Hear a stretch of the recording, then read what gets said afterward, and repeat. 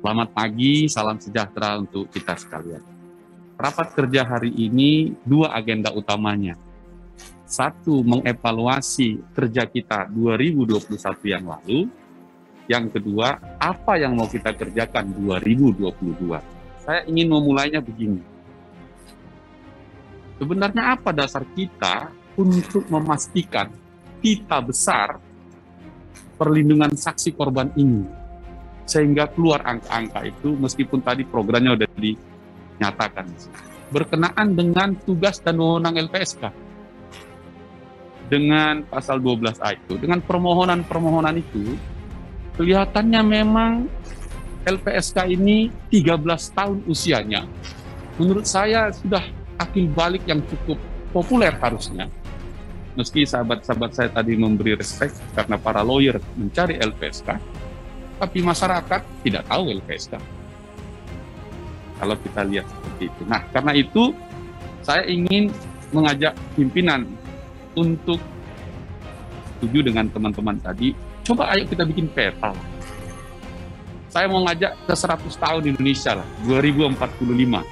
Itu artinya 23 tahun lagi kita 100 tahun. LPSK ini hadirnya, negara hadir untuk perlindungan saksi korban ini kira-kira memenuhi harapan kita tidak? Karena memang kan mulia ini kehadiran LPSK ini. Nah, saya ambil contoh untuk menyusun peta ini tadi. Angka-angka sudah disusun. Menarik ini contohnya. Apakah kehadiran LPSK di sektor mulai dari terorisme sampai dengan bukan tindak pidana, angka-angkanya cukup bagus, 818. Saya tertarik pada dua hal. Pertama, soal narkotika. Yang kedua, soal pencucian uang, kita gabungkan dengan korupsi. Saya mulai dulu dengan pencucian uang dan korupsi. LPSK ini kita anggap lembaga yang menghabiskan uang, bukan yang mendatangkan uang. Kalau rapat-rapat kerja biasanya, berapa anggaranmu dibiayain APBN? Kita tanya lagi, berapa PNBP-mu untuk pemasukan kepada negara? Kira-kira begitu. Nah, LPSK tidak bisa begitu. Tetapi LPSK bisa membantu mendorong lembaga lain untuk menyelamatkan uang negara. Dengan perlindungan saksi dan korban di pencucian uang dan korupsi. Tapi pencucian uang angkanya rendah sekali. Jika tahun 2020 hanya 2, 2021 8. Sebaliknya, narkotika lebih parah lagi. Hanya ada 1 tahun 2020, 2021 5. Padahal kita paham betul bahwa narkotika ini menjadi soal kita besar sekali. Besar sekali. Saya ingin membuat dua saja petanya. Bandar yang mencari keuntungan atas penderitaan orang lain, kemudian korban yang kemudian menjadi pesakitan dan tak punya masa depan karena bandar ini. Saya tidak melihat LPSK membaca korban-korban narkotika ini. Padahal isinya di lapas kita penuh ini semua. Dengan sangat gegap gempita LPSK turun ke Langkat kemarin. Bahkan menyampaikan presentasi rilisnya. Saya terima dan saya ikuti hampir 1 jam. Setelah itu hilang. Adakah korbannya? Adakah saksinya yang bapak-bapak dan lindungi? Mengapa mengeluh? Nggak ada yang datang ke kami. Ini pertanyaan. Semua mata kita tertuju ke Langkat. Komnas HAM, LPSK, Polda, bahkan Kabar Eskrim intervensi. KPK dan seterusnya. Akhir Januari, sekarang sudah pertengahan, udah mau habis Februari. Nggak ada gaungnya.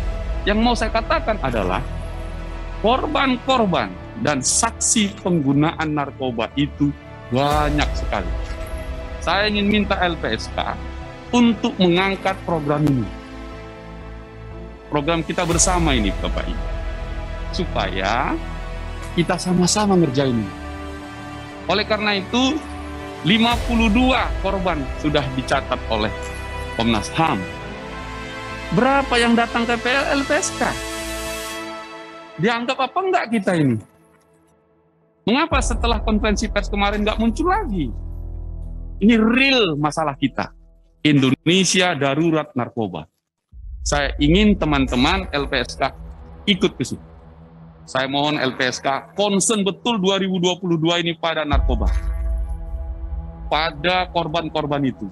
Banyak sekali yang ketakutan Bapak Ibu di kampung-kampung itu. Mereka membutuhkan perlindungan Bapak-Bapak. Mereka membutuhkan sayap-sayapnya hadir di situ untuk melindungi mereka agar terbongkar ini. Jangan tinggalkan kasus Langkat hanya begitu dengan press release saja. Saya minta turun lagi supaya betul-betul dapat petanya. Langkat, Binjai, dan Deli Serdang berkali-kali kami angkat di sini. Ada Ibu Sari dan lain-lain dari tempat dapil lain juga kita angkat ini. Memang di situ sarangnya. Sumatera Utara memang tempatnya harganya murah-murah. Kita bilang itu 4M. Apa itu 4M? Murah, meriah, menyenggol, mewah. Begitu. Nah, jadi LPSK mau ngapain? Cuma mau buat pelatihan-pelatihan, teman-teman. Sudah 13 tahun. Jangan-jangan. Saya mengajak Anda untuk turun situ. Baru Anda dicari. Baru Anda menjadi ruang publik untuk semua orang. Ya, itulah tempat kami, saksi dan korban. Sekali lagi, 90% lebih itu dalam narkoba adalah korban. Hanya 10% bandarnya. Biarlah bandar urusan negara yang nembak-nembak menangkapnya, tapi yang korbannya ini Bapak semua yang bertanggung jawab melindunginya. Kami ingin itu hadir. Nah, oleh karena itu saya ingin menutup pimpinan. Kalau angka anggaran untuk kerja kita 2022 144 miliar, saya mohon pimpinan kita catat itu dikeluarkan 70%-nya tadi untuk perlindungan tadi itu ke narkotika. 70% plus pencucian uang supaya ada prestasi Bapak Ibu semua. Kan bagus kalau presentasi kami telah membantu KPK, penegak hukum, menjadikan saksi dan korban, membunyikan, mengeluarkan fakta bahwa ini adalah korupsi, ini. Gagah kita. Kalau tidak, saya kira tetap saja kita begitu. Oleh karena itu, di 2022, ketambahan yang kedua adalah, mari kita buat peta LPSK sampai 100 tahun Indonesia merdeka, 2045, kira-kira kayak apa semangat kita ini.